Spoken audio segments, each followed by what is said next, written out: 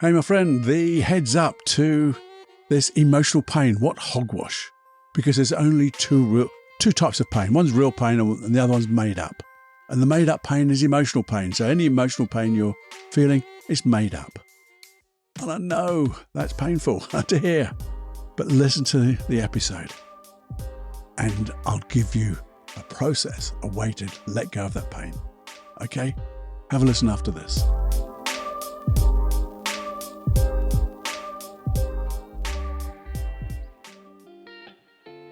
Hey, welcome to the Personal Development Unplugged podcast. So pleased you're here. Your time is valuable and precious. So what I would like to do is fill that time that you share with me with the most shiny golden nuggets to help improve your life, to get your goals, your wishes, your dreams to come to fruition quicker, bigger, better than you could ever imagine. Using your imagination, using hypnosis, using NLP, neuro-linguistic programming, all of that, using all things of the mind. No brain hacks, but real solid processes to deconstruct what people do to become great.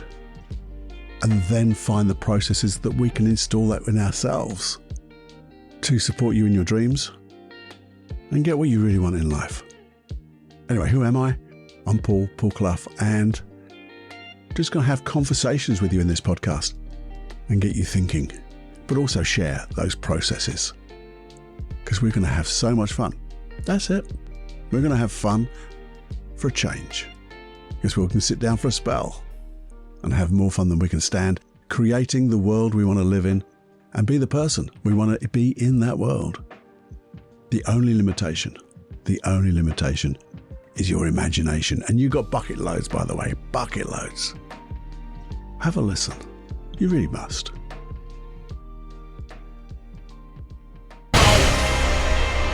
This is Personal Development Unplugged with Paul Cloughie. In simplicity, there is genius. In simplicity, there is genius. Hey, friend, back for the longer podcast. And a word of warning. Yeah, warning.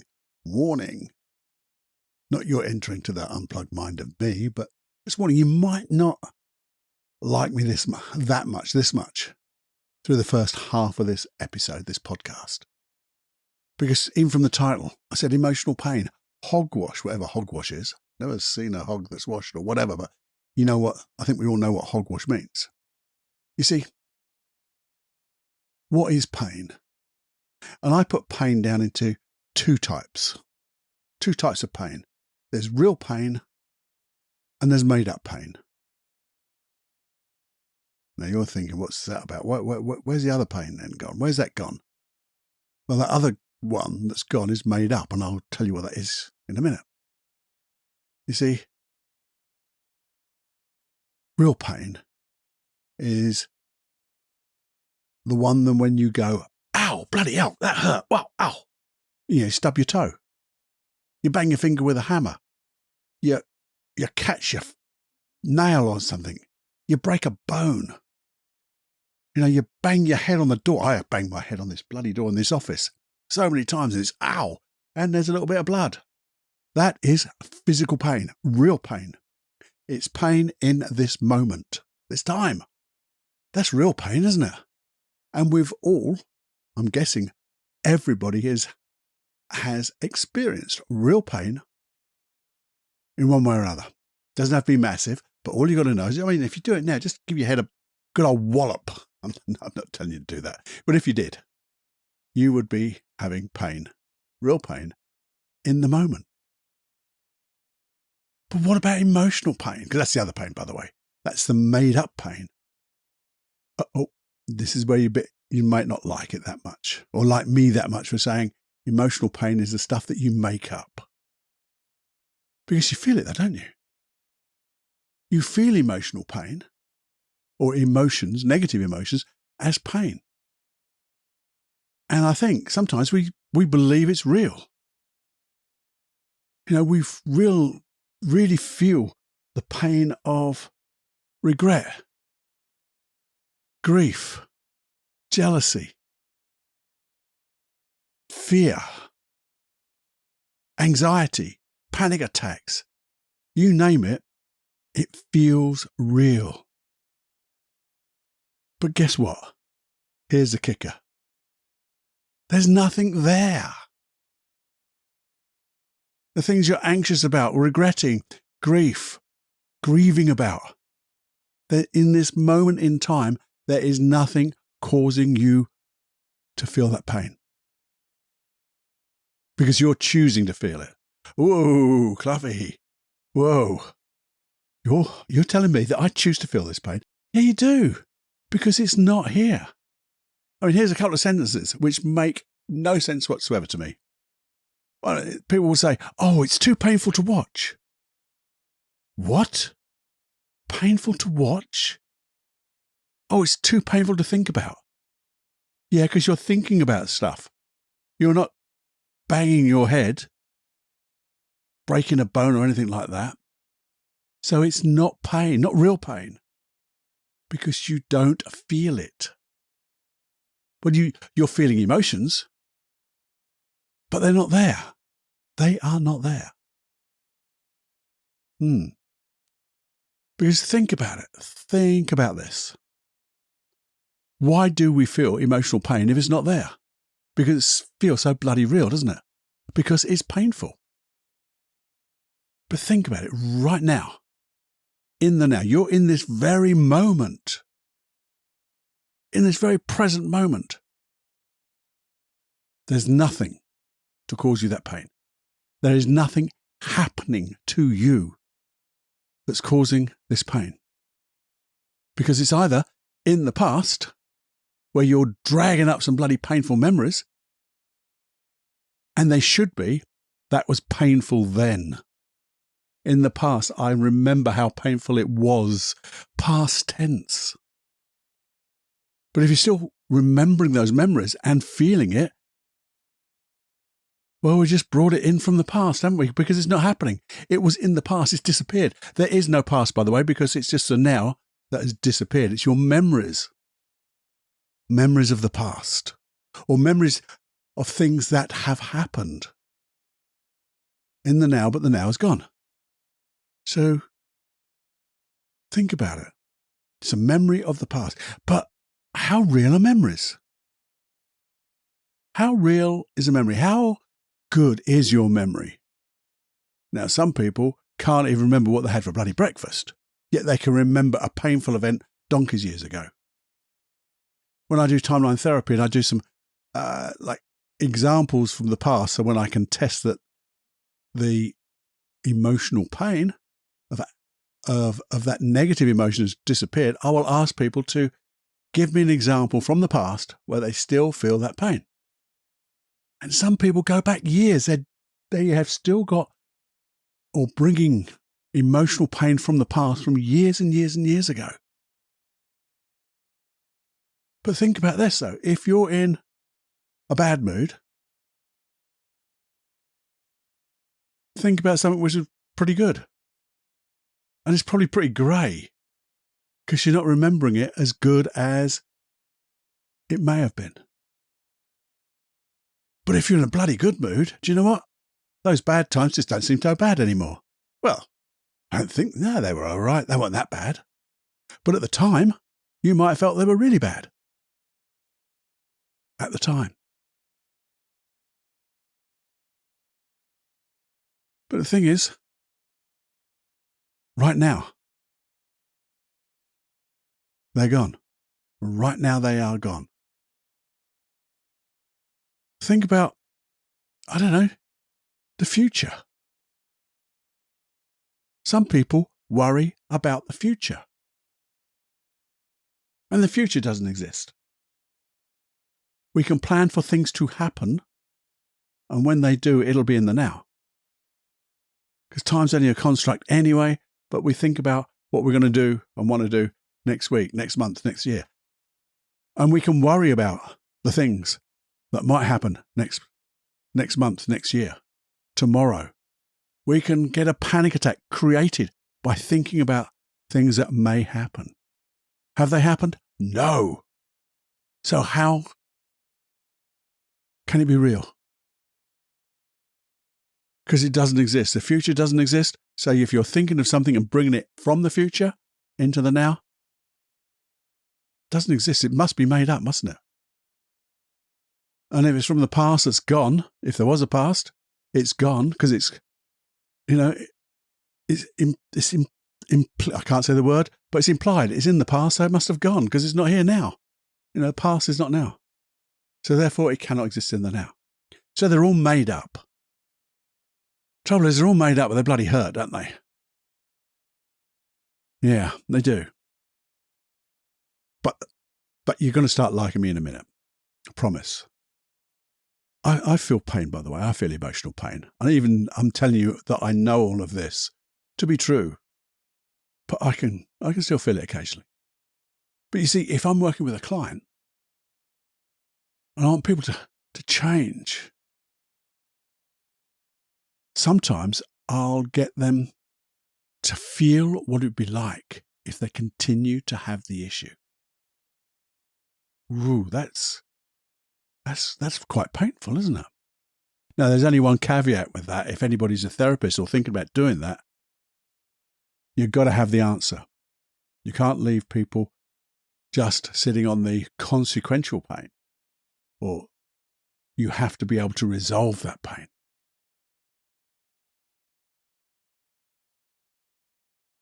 And my clients will feel that pain, that consequential pain, as if it's really happening, but it's not. And in fact, when I bring them back from feeling that, I get them to sit on another chair, by the way, the naughty chair, as it were, because I don't want anything anchored into my really lovely chair, my chair of change. So they sit on that chair. They go into the future, noticing what would happen if they don't change. Then we take the chair out of the room. We sit in a new chair, and by the way, we go, "Oh, what's the time? Oh, it's 10 minutes ago since we did that. Hasn't happened. We went years in the future. It hasn't happened." And so they realize that was consequential. It hasn't happened. We're in the now. And then I'll take them into the future, showing what would happen and what would it be like if they changed now.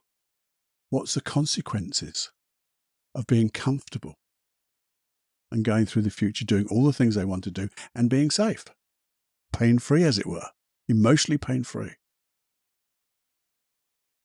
And it just works, because now your unconscious mind, when they do that, the unconscious mind realizes what it's doing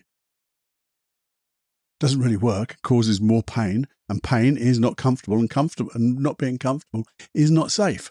Prime direction of the unconscious mind is to keep you safe, keep you healthy. And then when I show it the reverse, I go, all I need now, Paul, is to be able to learn from the past that caused that pain that I haven't let go of yet. Because when I learn, and we're going to talk about this in a moment, it disappears.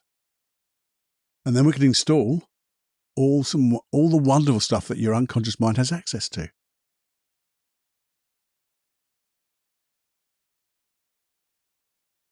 So the thing is, we bring pain from the past. We bring pain from the future. And we bring it all into the now and feel it. Now just think about that rationally. What would make anyone want to do that? It's nuts. Absolutely nuts. Because pain that's gone and pain that hasn't happened, to feel it now is, I wrote WTF. Or the smiley face, because I like my smiley faces on my notes. Because it is nuts, isn't it? But there's a reason why it's nuts, and there's a reason why we do it. Because that's what we do. And you see, if we can do that by bringing pain from the past into the now and pain from the future, emotional pain this is, from the future back into now, well, there's the opposite to that, isn't there? Bringing pleasures from the past or imagined pleasures from the future. Now that's awesome. And when we get those type of pleasures, we have things like safety, motivation. We have all sorts of wonderful emotions. And again, we can feel them, but they're imagined, aren't they? But I don't mind about the imagined pleasurers or pleasurable ones because it just feels good. It's also telling your unconscious mind, this is what feels good and safe. And if you're going to tell your unconscious mind, the best way to do it is by feelings, emotions. And the thing is, if pleasure is things like motivation, creativity, feeling good, safety must be there, mustn't it? Because there is no anxiety, there is no fear, there is no guilt, there is no grief, whatever. So that's the only time when you realize you're unsafe, by the way, when you have negative emotions. When you have positive emotions, you don't think to yourself going, do you know what? I feel so safe today. No, you don't, because you're just getting on with life. You're enjoying life. You're being your best version of yourself and creating the life that you want. And that's you and your unconscious mind walking hand in hand, as it were. Aligned, fully congruent. Love that word, congruent. So knowing that, so we've got pain and pleasure. And we can do pleasure any time in our mind, but we can also do pain, by the way. So what does pain serve? What do you mean, Cloughie? What does pain serve? Well, it has a positive intention. Presupposition of NLP, neuro-linguistic programs. These are useful assumptions. Every behavior has a positive intention, and I put behaviors and emotions as being one and the same. Emotion to me is a behavior.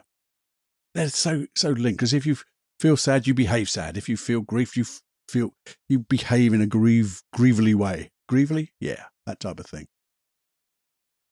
But the thing is, positive intentions in your unconscious mind are there to protect you.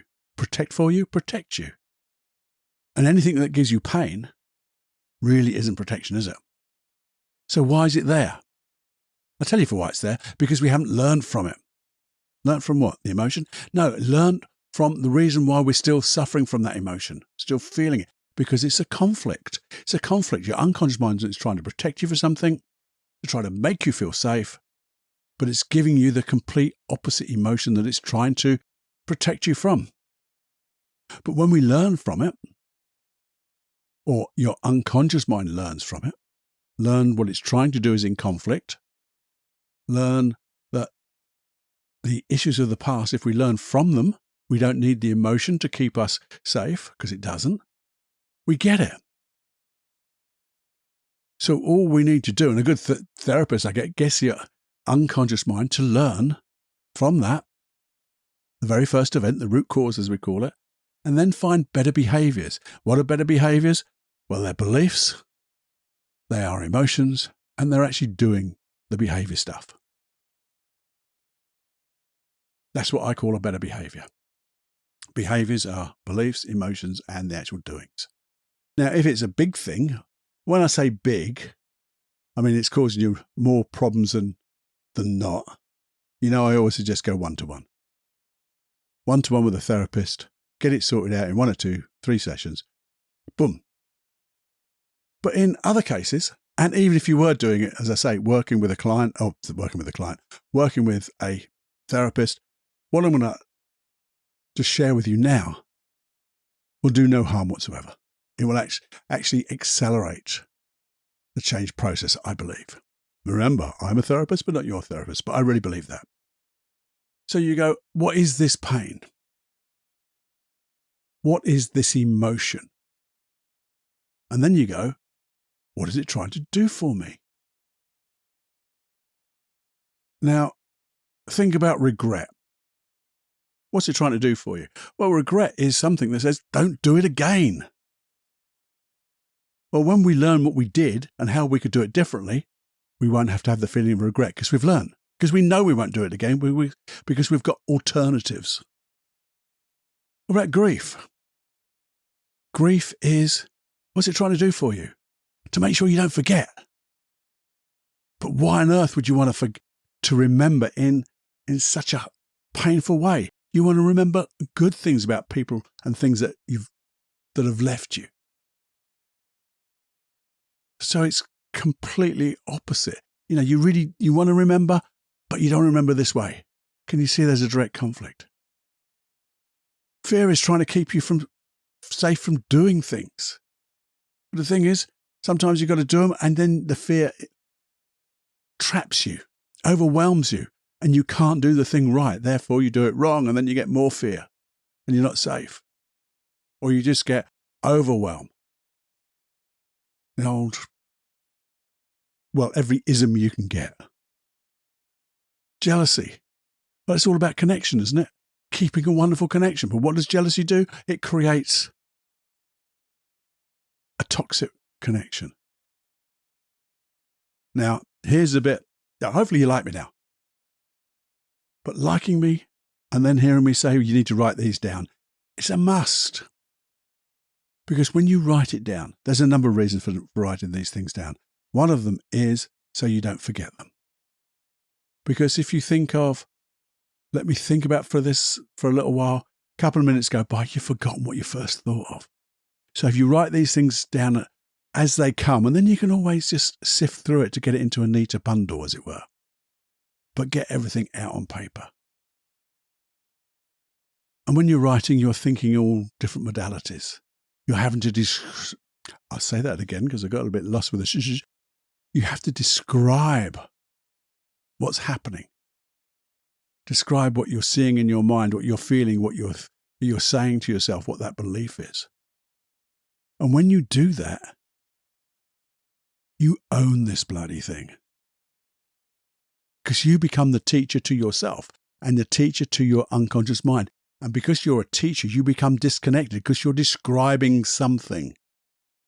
So when you're describing pain, you're not in the pain, you're describing what it was like. And when you've got that out, so you think, this is grief, say. Say we're working with grief. So you say in your writing, once you describe the emotion, where it is in your body, what does it feel like? Even the modalities and some modalities of it, does it have a colour, weight, shape and things? They're good to get it out there. And then you ask yourself a question. Well, how could I grieve? Or what's the intention of grief? To remember. How could I remember in a way that's comfortable? Now, what a wonderful question that would be.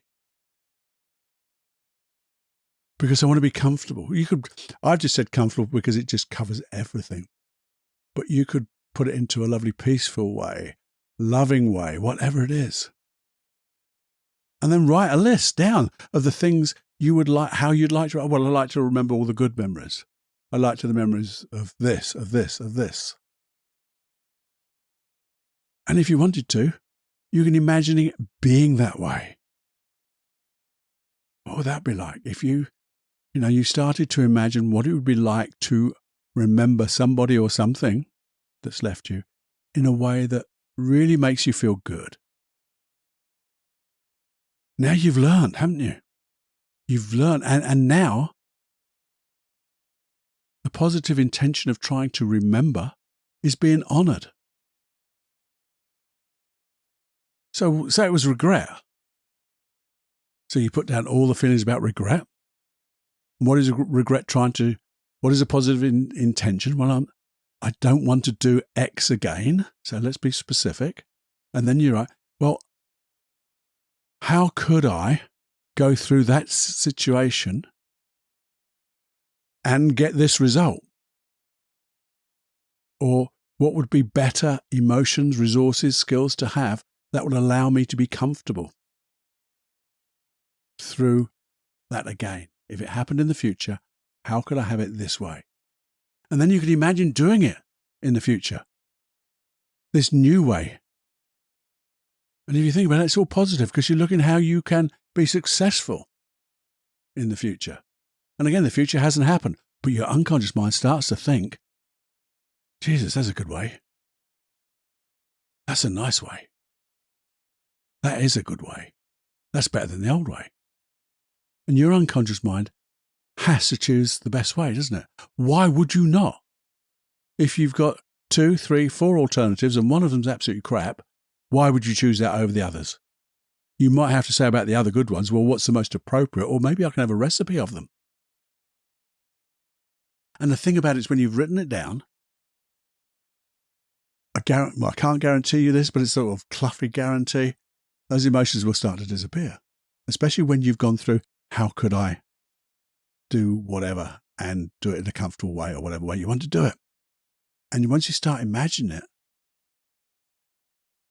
things will begin to change because you've learned. And you could even say to your unconscious mind, if you were to learn from the very first event, when you have those learnings available to me, how could I do this in a better way? That keeps a positive intention. That allows me to be comfortable. Now, I may well do a process on this. Depends how much you want it, basically. So if you want a process around this that would help you go through the writing, but more importantly, the process of asking those questions and imagining the solution or a new way or many ways, maybe we could do something like that. All you have to do is email me, feedback@personaldevelopmentunplugged.com. It's an email, my email, no one else comes to it, no one else gets it, and you'll get the reply. Everyone gets a reply. And if we can do a process, or we can do maybe another episode around this, because maybe there's something in here that resonates with you and you just think, that's great, Cloughie, but my issue's slightly different. How can I adapt this for my issue?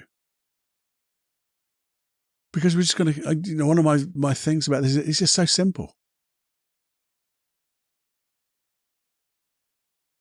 But it's not when you're in it, but it is when you're looking at it.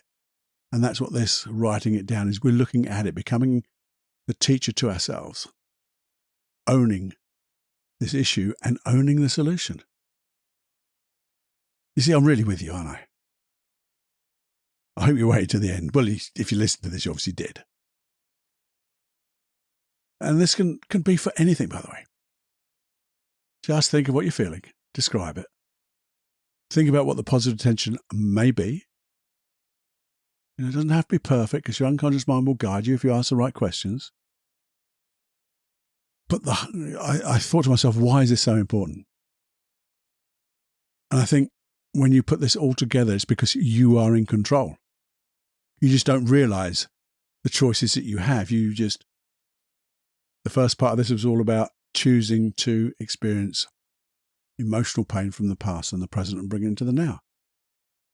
But when you realize what you're doing and you're in control, you can then start to look at the ways of doing it differently. But we have to look at that positive intention and the conflict. It's really quite simple when you do it that way.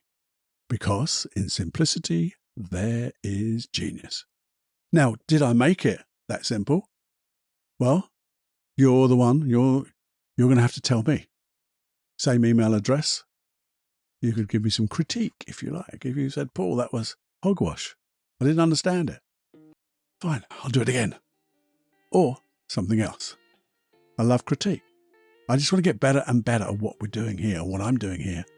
So everyone gets something from it. I know every episode won't get to everybody, but something will.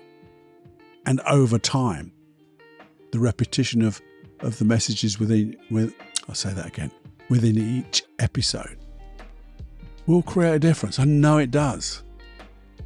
The feedback I get, I know that it does help. So even if some titles are a little bit weird and you think, well, that's got nothing to do with me, do have a listen. Because there'll be processes within processes and your unconscious mind will be able to adapt them. So I hope you enjoyed that. I hope I did make a little bit of sense. I hope you still do like me. I like you. And obviously, the message I give at the end of every episode is, you got to subscribe. There must be a button on the thing you're listening to now. Just press subscribe, by the way. You might even want to put a little review up there, but I'm not too worried. I'd love it if you did, but I'm not worried. I'd love you to subscribe, though, because I want you to get this every week, every Wednesday, every Saturday. If that's when you listen to them, but that's when they come out. But please share. Share the podcast, because there's always a share button on that bloody thing you're listening on. Share it to one or two people. all your contacts. No. But if you would share this, because other people will get it too. And when other people get it, we all get it. And when we all get it, things just get better. And it's like the ripples of change. You never know how far they'll go. You might give it to somebody who thought, what a load of old poppycock, what hogwash. But they gave it to somebody else just for the hell of it. And it made a difference to their life. And it makes a difference to maybe their children. Isn't that a lovely feeling to think that I did that without knowing? It's just paying it forward. When we pay it forward in that way, it makes so much sense to me. So if you would, please share. Share your critique with me. Any requests, I'd love them.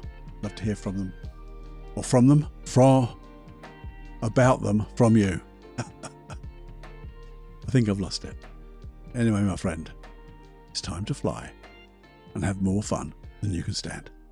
Bye-bye now.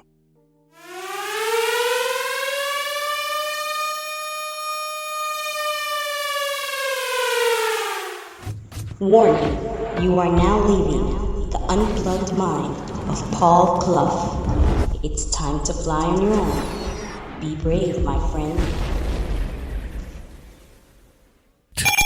Personal Development Unplugged.